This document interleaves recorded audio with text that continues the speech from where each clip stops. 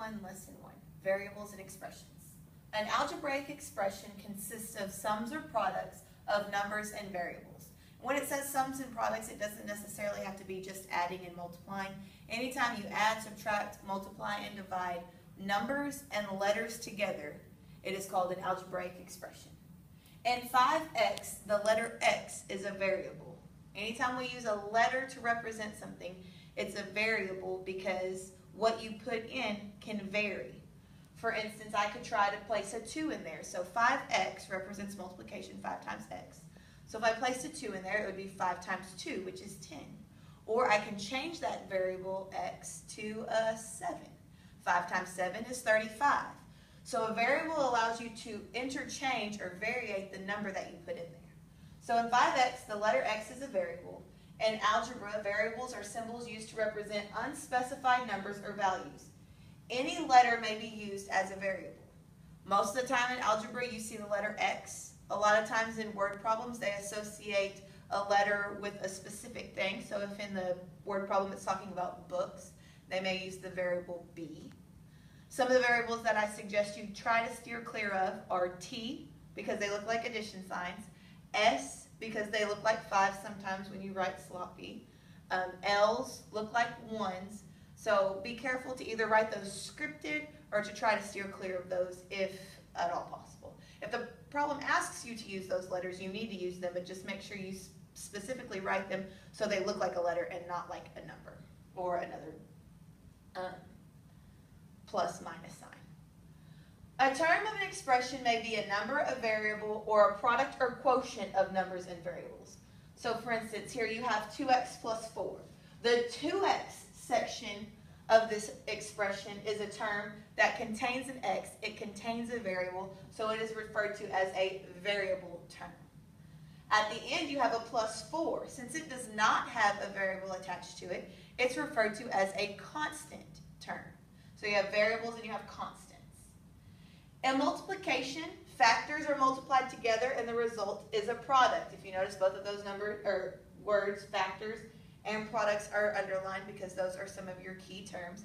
Factor means to multiply two numbers together, and product is that answer. A raised dot or a set of parentheses are used to represent multiplication. Starting last year in 8th grade, we started to steer clear of using the little x symbol for multiplication, because as you see in algebra, we use an x a lot as a variable.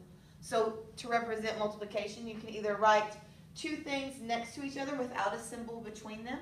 So as long as you have a constant and a variable like the 2x here, or two variables like x, y here, you can just place them together, and that means that you're going to multiply.